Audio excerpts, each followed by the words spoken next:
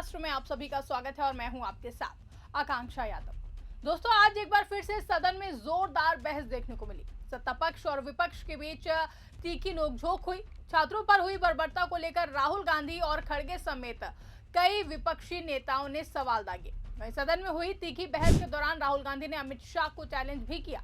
NEET paper leak पर बोलते हुए राहुल गांधी ने कहा कि धर्मेंद्र प्रधान महज सिंबल है, शिक्षा की असली दुश्मन आरएसएस है। उन्होंने कहा कि देश की हर यूनिवर्सिटी का वीसी आरएसएस का आदमी है।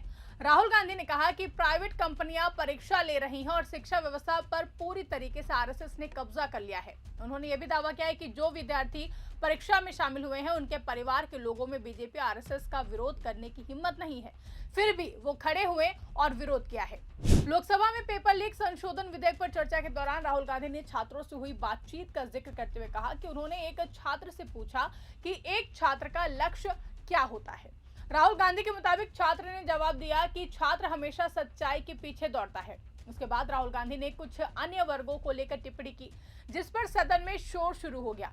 हंगामे के बीच राहुल गांधी ने कहा कि ये क्या हो रहा है। उन्होंने आगे बताया कि जब उन्होंने पूछा कि जो छात्र नहीं है उनके बारे में क्या कहा जा सकता है, तो छात्र ने जवाब दिया कि छात्र सच को अपने सीने पर लेकर चलते हैं, जबकि कुछ लोग ऐसी छवि चाहते हैं जो सच नहीं होती। राहुल गांधी ने छात्र के हवाले से कहा कि कुछ लोग खुद को भगवान समझने लगते हैं और कुछ लोग ऐसे मूर्ख व्यक्ति को ही भगवान मान लेते हैं। राहुल गांधी ने कहा कि मैंने सोचा इडियट भी हैं और स्टूडेंट्स भी हैं। उससे पूछा कि ये तीसरी कैटेगरी कहाँ जाती है, अंधभक्त। ये 3 कैटेगरी हैं। छात्र जो हैं वो शिक्षा के सिस्टम की बात कर रहे हैं। स्टूडेंट 8 से 10 घंटे पढ़ते हैं, एजुकेशन महंगी है, सालों पढ़ते हैं। इस पर ट्रेजरी बेंच से सदस्यों ने जोरदार हंगामा किया, जहां पर इस पर आपत्ति करते हुए रिजिजू ने कहा कि राहुल गांधी असंसदीय शब्द इस्तेमाल करते हैं। ये एक तरीके से एक छात्रा के नाम पर वो शब्द बोल रहे हैं, इसे एक्सपंज किया जाए। स्पीकर ओम बिरला ने कहा कि जो शब्द असंसदीय होगा उसे निकाल दिया जाएगा। राहुल गांधी ने कहा कि इडियट शब्द की जगह मैं दूसरा शब्द दे देता हूं। इस पर ओम बिरला ने कहा कि इसके लिए आपको व्यवस्था देने की जरूरत नहीं है, मैं व्यवस्था दे चुका हूं। राहुल गांधी ने कहा कि छात्र सजग हैं, सच्चाई जानता है और एक परीक्षा पर शिक्षा के बजट से ज्यादा खर्च होता है। अंधभक्त मूर्ख को भगवान मानते हैं।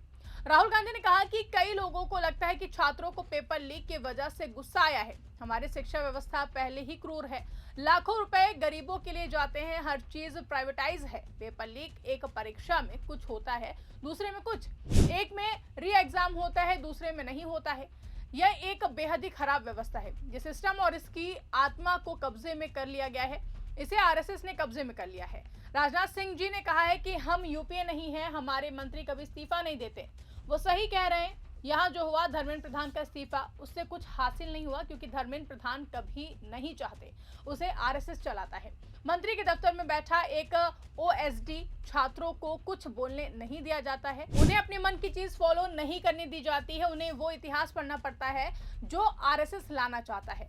हर यूनिवर्सिटी में आज आरएसएस से जुड़ा वाइस चांसलर है। धर्मेंद्र प्रधान सिर्फ एक व्यक्ति हैं, आपका असली दुश्मन आरएसएस है।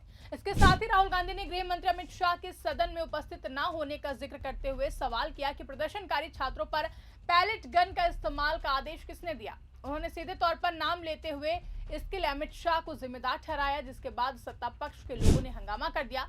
लोकसभा में नेता प्रतिपक्ष राहुल गांधी के बयान को गलत बताते हुए संसदीय कार्य मंत्री किरेन रिजिजू ने उनसे माफी मांगने के लिए कहा। उन्होंने कहा कि राहुल गांधी बिना सोचे समझे शब्दों का इस्तेमाल कर रहे हैं, उन्होंने गलत बात कही है। इसके बाद लोकसभा स्पीकर की तरफ से राहुल गांधी को नसीहत दी गई कि वो बिना साक्ष्य के आरोप न लगाएं।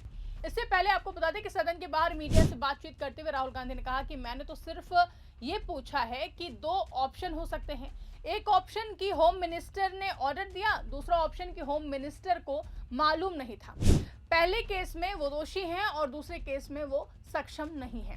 अगर उन्होंने कुछ ऑर्डर नहीं दिया तो वो सफाई दे दे। उन्होंने और क्या कुछ कहा है, आप इस वीडियो में देखिए। मैंने तो सिर्फ ये पूछा है कि 2 ऑप्शन हो सकते हैं। एक ऑप्शन की होम मिनिस्टर ने ऑर्डर दिया, इसको नीचे करिए। दूसरा ऑप्शन की होम मिनिस्टर को मालूम नहीं था कि फायरिंग होगी। In first case he is culpable, फिर second case is incompetent. It can only be one of two. तीसरा तो हो ही नहीं सकता. या होम मिनिस्टर को मालूम ही नहीं था कि गोली चल रही है, उसका मतलब है कि is incompetent. Otherwise he ordered it, in which case is culpable.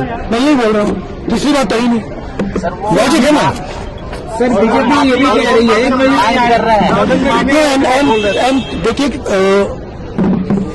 सदन में भी नहीं आए. Why is he not coming? Supposedly brave home minister of India,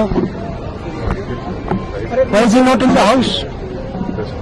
if he is not done anything, लेकिन संसदीय मंत्री if he is not done anything, अगर कुछ नहीं किया, कोई ऑर्डर नहीं दिया, तो फिर सफाई दे दे कि मैंने ऑर्डर नहीं दिया. देखिए मेन चीज है कि मेरा हक बनता है पार्लियामेंट में बोलने का, और ये मुझे हक दिया जाना चाहिए. वहीं राज्यसभा की कार्रवाई शुरू होते ही विपक्षी सांसदों ने छात्रों के खिलाफ पुलिस कार्रवाई का मुद्दा उठाया. कांग्रेस अध्यक्ष मल्लिकार्जुन खड़गे ने आरोप लगाया कि लोकतांत्रिक तरीके से विरोध करने वालों के साथ सख्ती की जा रही है. उन्होंने कहा कि किसी राष्ट्रीय राजनीतिक दल के कार्यकाल में पुलिस का पहुंचना और गिरफ्तारी की कोशिश करना लोकतांत्रिक मूल्यों के खिलाफ है. इससे पहले माकपा सांसद जॉन ब्रिटॉस ने भी आरोप लगाया कि दिल्ली पुलिस की टीम पार्टी कार्यालय पहुंची और जेएनयू छात्र संघ की पूर्व अध्यक्ष आयशी घोष को गिरफ्तार करने की कोशिश की. उन्होंने इस कार्रवाई को हाल के छात्र आंदोलनों से जोड़ते हुए सरकार पर सवाल उठाए, जिसके बाद सदन में भाजपा नेताओं ने भी सफाई पेश करनी शुरू कर दी. इसी कड़ी में विपक्ष के आरोपों का जवाब देते हुए जेपी नड्डा ने कहा कि कानून व्यवस्था बनाए रखना पुलिस की जिम्मेदारी है और अगर कोई कानून का उल्लंघन करता है तो कार्रवाई होना स्वाभाविक है. उन्होंने कहा कि छात्र जीवन में वो स्वयं भी कई आंदोलनों का हिस्सा रहे हैं और इमरजेंसी के दौरान उन्हें कई बार गिरफ्तार किया गया था. वहीं चर्चा के दौरान नगीना सांसद और आजाद समाज पार्टी के अध्यक्ष चंद्रशेखर आजाद ने नीट पेपर लीक और छात्र आंदोलन का मुद्दा उठाया. सदन में नगीना सांसद चंद्रशेखर आजाद ने कहा कि इस आंदोलन में सरकार जनरल डायर की तरह गोलियां नहीं चलवा पाई, बाकी सब कुछ हुआ. नगीना सांसद चंद्रशेखर आजाद ने कहा कि छात्रों पर लाठी चली, आंसू गैस के गोले चले, पैलेट गन चली, बिहार में तो AK-47 चली, करंट लगाया गया. ऐसा लग रहा था सरकार अपने देश के छात्रों से नहीं बल्कि आतंकवादियों से लड़ रही है. उन्हें देखकर मुझे शहीद आजम सरदार भगत सिंह जी की भूख हड़ताल याद आई और मुझे आज भी याद है जब अंग्रेजों से वो पानी मांग रहे थे तो अंग्रेज दूध दे रहे थे. इन्हें उस दिन पानी नहीं मिला, उल्टा लाठियां मिली, आंसू गैस के गोले मिले. गौरतलब है कि सदन में भारी हंगामा के बाद एंटी पेपर लीक संशोधन बिल पारित कर दिया गया है. लंबी चर्चा के बाद ध्वनि मत से ये बिल पास हो गया है, लेकिन इसके पहले सदन में जो कुछ भी हुआ है, विपक्ष ने जिस तरीके से छात्रों का मुद्दा उठाया वो काबिले तारीफ है.